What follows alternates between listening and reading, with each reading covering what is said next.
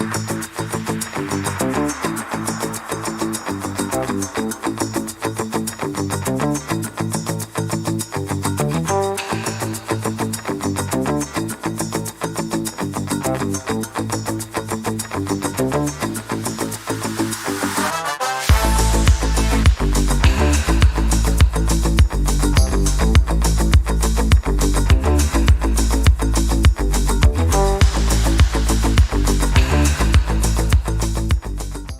will now request Dr. Raj Bhushan Chaudhary, the Honourable Minister of State of Jal Shakti, Government of India, to please give the chief guest address. Please put your hands together and welcome Dr. Raj Bhushan Chaudhary.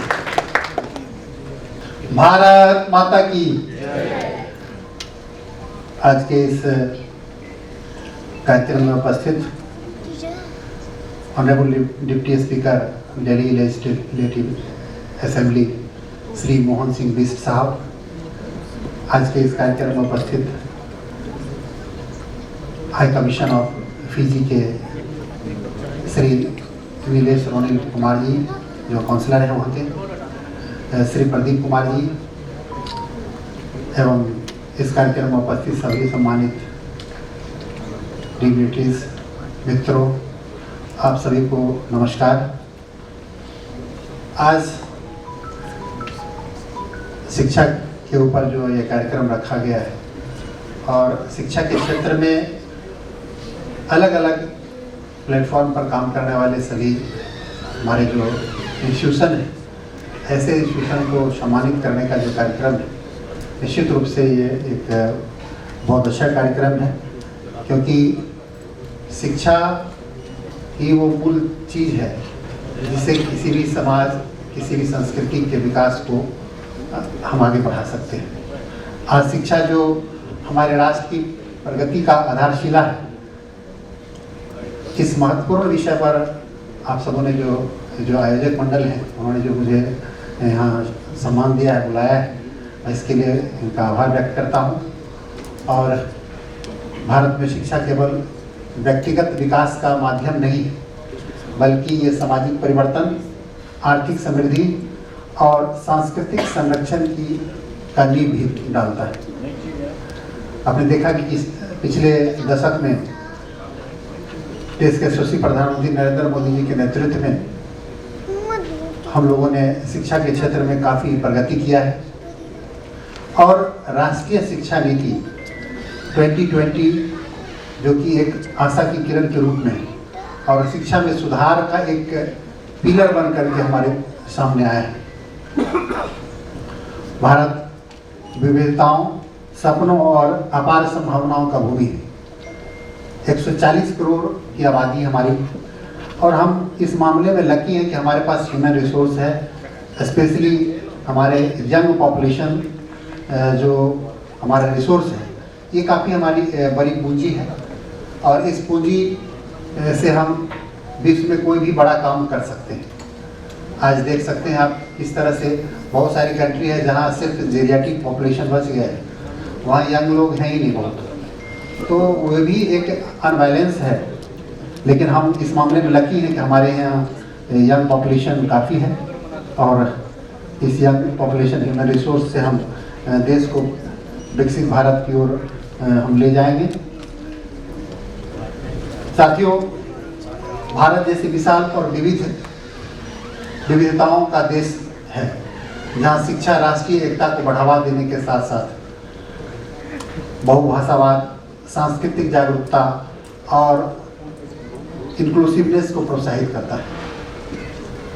इसके अलावा शिक्षा आर्थिक विकास को बढ़ावा देता है और एक कुशल कार्यबल पैदा करता है, जिससे इनोवेशन को भी प्रोत्साहन मिलता है। साथियों, पिछले दशक में आदरणीय नरेंद्र मोदी जी के नेतृत्व में शिक्षा प्रणाली में काफ़ी परिवर्तन किया गया है, अलग अलग प्लेटफॉर्म पर। जैसे कि आप देख सकते हैं कि सिर्फ 11 साल में नए 7 IIT जोड़े गए, 7 IIM बनाए गए, 16 IIIT बनाया गया, 15 एम्स की स्थापना की गई। इवन मेडिकल के क्षेत्र में अगर हम MBBS सीट की बात करें तो लगभग 11 साल पहले मेरे देश में 53,000 MBBS प्रोड्यूस करने की क्षमता थी। आज 1,10,000 से ज़्यादा MBBS बनाने की क्षमता हमारे पास। तो मात्र 11 साल में हमने लगभग दुगुना से ज़्यादा प्रगति किया है।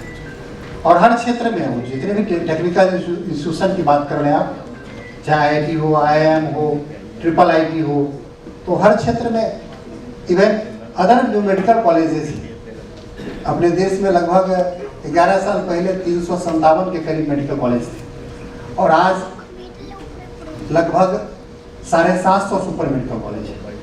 तो मेडिकल कॉलेज की संख्या में भी काफ़ी इजाफा हुआ है और ये दर्शाता है कि हमारी सरकार जो है वो प्रतिबद्ध है शिक्षा के क्षेत्र में देश को आगे बढ़ाने के लिए। और आर्थिक रूप से जो हमारे समाज में कमज़ोर जो EWS कोटा के बच्चे हैं, उनको भी 25% बढ़ावा दिया गया है, जैसे जो सेंट्रली फंडेड इंस्टीट्यूशंस हैं। और कार्यक्रम जैसे हमारे यहाँ स्वयं और राष्ट्रीय ई-लाइब्रेरी ने निःशुल्क ऑनलाइन पाठ्यक्रम और डिजिटल संसाधनों के माध्यम से गुणवत्तापूर्ण शिक्षा को आगे बढ़ाया है, जिससे काफ़ी संख्या में छात्रों को फायदा मिल रहा है। आज आप देख सकते हैं कि ग्रामीण क्षेत्रों में भी बच्चे जो है ऑनलाइन एजुकेशन के माध्यम से अच्छा क्वालिटी एजुकेशन प्राप्त कर रहे हैं। सरकार ने वोकेशनल ट्रेनिंग को भी फॉर्मल एजुकेशन के साथ जोड़ा है, जिससे युवाओं में रोजगार के क्षेत्र में काफ़ी इम्प्रूवमेंट आया है। लोग अब वोकेशनल ट्रेनिंग लेकर के प्रधानमंत्री विद्यालक्ष्मी कार्यक्रम और पंडित मदन मोहन मालवीय शिक्षक प्रशिक्षण मिशन जैसे पहल ने कौशल विकास और टीचर के गुणवत्ता में, टीचर के क्वालिटी में काफ़ी इम्प्रूवमेंट लाया है। हमारी सरकार ने एक नारा दिया, देश के यशस्वी प्रधानमंत्री नरेंद्र मोदी जी ने एक प्रयास किया कि बेटी बचाओ बेटी पढ़ाओ अभियान, और इस कार्यक्रम का इतना बड़ा इम्पैक्ट पड़ा कि आज जो इंस्टीट्यूशन में जेंडर इनइक्वलिटी था वो काफ़ी हद तक कम हो गया। आज लोग अवेयर हो गए हैं और जो फीमेल फिटिसाइड होता था उसमें काफ़ी इम्प्रूवमेंट हुआ है और जेंडर इनइक्वलिटी में काफ़ी पैरामीटर जो है काफ़ी इम्प्रूव किया है। और ये एक अच्छा इंडिकेटर है। हमारी सरकार ने डिजिटल एजुकेशन में भी काफ़ी प्रोग्रेस किया है और इस तरह से देश को प्रगति के पथ पर ले जाने के लिए, देश को विकसित भारत बनाने का जो हमारा प्रयास है उस पर हमारी सरकार लगातार काम कर रही है।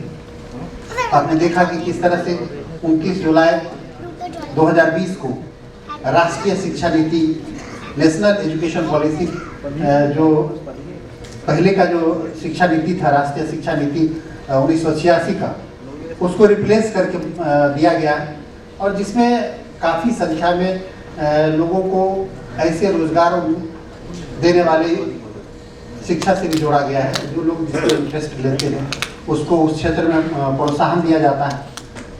तो इस तरह से सरकार का प्रयास है कि शिक्षा को रोजगार देने वाला और लोगों को आगे बढ़ाने का प्रयास किया जाए, ऐसा हमारा प्रयास है। बहुत डिटेल से मोहन बिष्ट साहब ने नई शिक्षा नीति के बारे में बताया और जैसे जैसे हम आगे बढ़ते हैं, आइए हम इस कार्यक्रम का, इस तरह के कार्यक्रम जो आयोजन होते हैं उसका हम सम्मान करते हैं, इसलिए कि आपने शिक्षा और शिक्षण संस्थानों को सम्मानित करने का काम किया है और ये एक अच्छा पहल है कि आप ऐसे इंस्टीट्यूशन को सम्मानित करते हैं तो लोगों में निश्चित रूप से एक प्रतिस्पर्धा बढ़ेगी अच्छी सेवा देने का। पैरामेडिकल हो, चाहे आपने मेडिकल के क्षेत्र में या इंजीनियरिंग के क्षेत्र के भी इंस्टीट्यूशन को भी आपने सम्मानित किया है, ये एक अच्छा प्रयास है। मैं आज के इस कार्यक्रम में वर्ल्ड एजुकेशन समिट और अवार्ड 2025 के आयोजक एशिया टुडे मीडिया को बधाई देता हूं कि उन्होंने इतना अच्छा कार्य किया है और आपने इस महत्वपूर्ण कार्यक्रम में मुझे आमंत्रित किया, इसके लिए मैं आपका आभार व्यक्त करता हूं। जय हिंद, जय भारत, भारत माता की।